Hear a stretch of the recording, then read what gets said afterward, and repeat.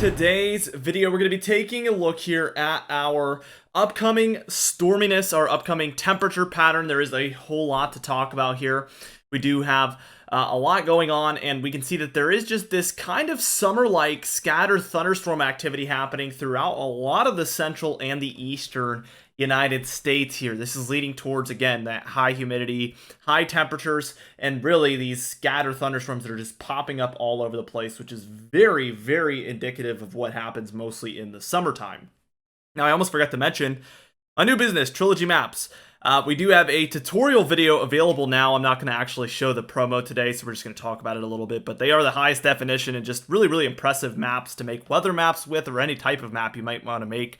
But we're going to link the website where you can buy those maps, but also we're going to link that tutorial for a lot of you that have been asking of different ways how to use them, some functionality. So at least go and check that out, see what they're all about.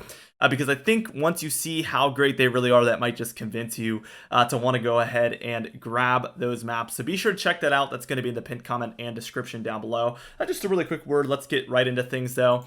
And we are taking a look at this afternoon, and you can see again, just totally different areas, seeing thunderstorms now by this point all throughout kind of the south central of Canada, down through the upper Midwest of the United States, and down through the deeper south, the southeast. We're seeing all sorts of folks seeing thunderstorms today.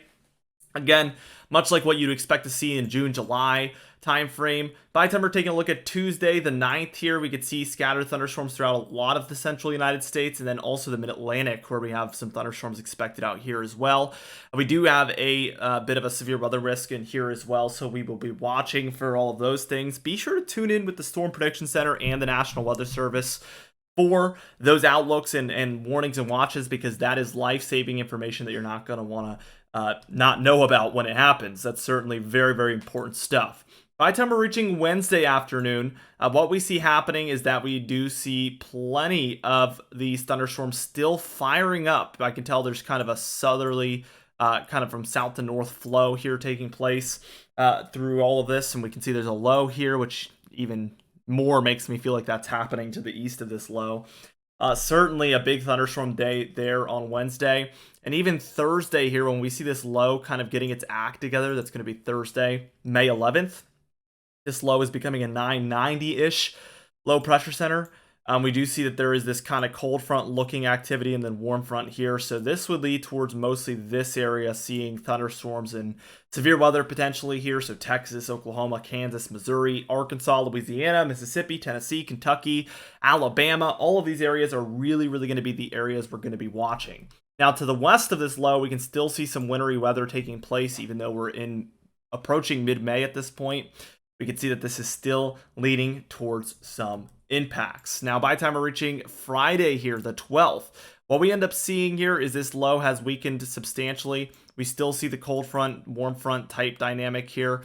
And really, I think that we will be watching for thunderstorm activity throughout all of these areas here for Friday the 12th.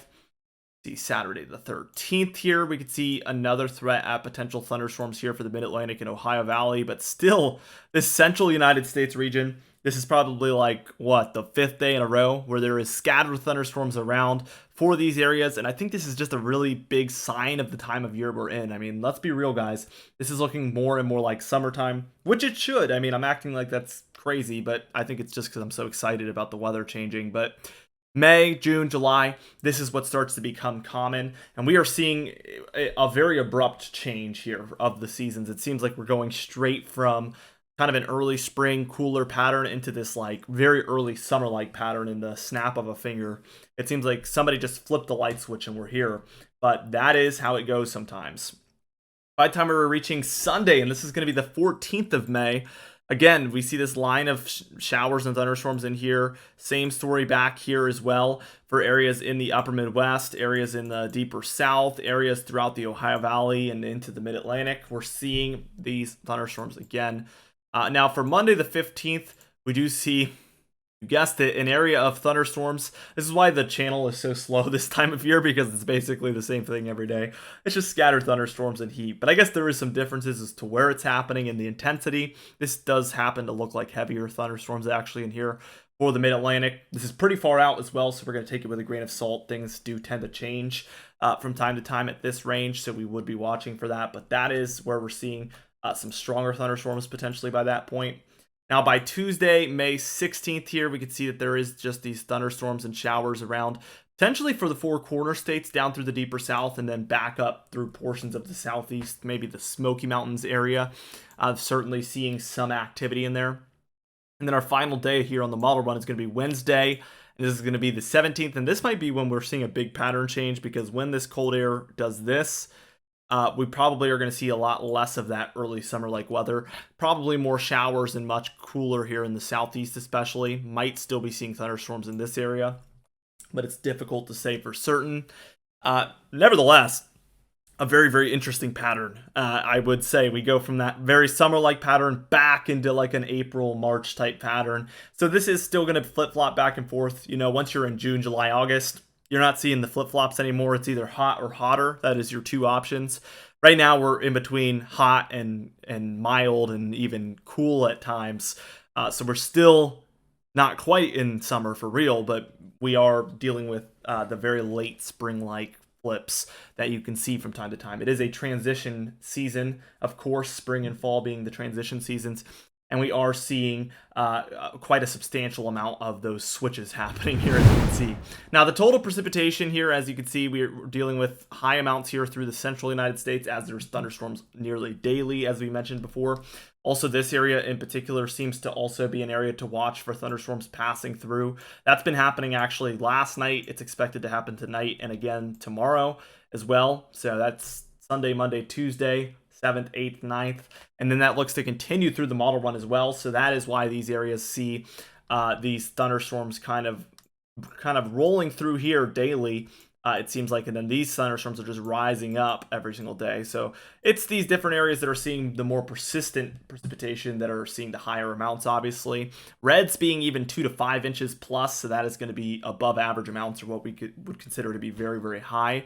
Also, coastal Texas, look at that. Browns 5 to 10 inches there. And then even the blues popping up from time to time, which is 10 inches plus in a 10-day period. So some of those areas pretty exclusively might be reaching an inch per day on average over the next 10 days, which would be extreme. Take that with a grain of salt. That is a pretty bold prediction here from our European model, but certainly possible. If a model is showing it, it is possible. That is how I've always considered these things. The total snowfall here, as you can see, we do see the Rockies, the Cascades, and the Sierra Nevada still seeing some snowfall here. Grays, blues being about maybe an inch to 4, 5, 6 inches perhaps. We see the purples in there being 6 to 10, and then your pinks would be 10 inches plus. We even see for Colorado here still multiple feet of snowfall for the very highest elevation areas there in the United States.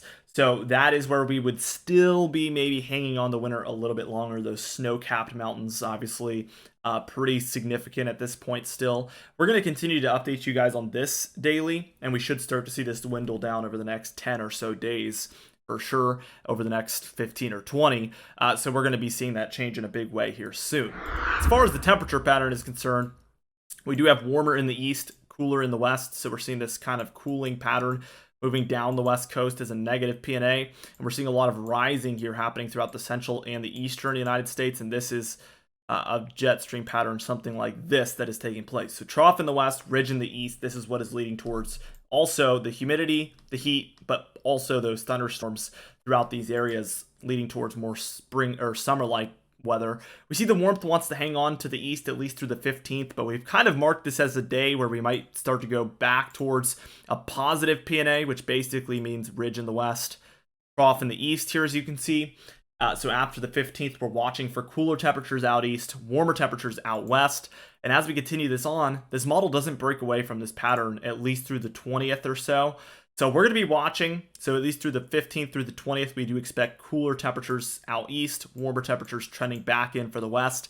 And then beyond that point, we have to really just wait and see. So be sure to subscribe. We do upload every single day. You can even hit the bell icon for daily notifications when we upload so you never miss one. Also, be sure to like the video if you did enjoy it. Leave a comment down below, and I will see you guys in the next video.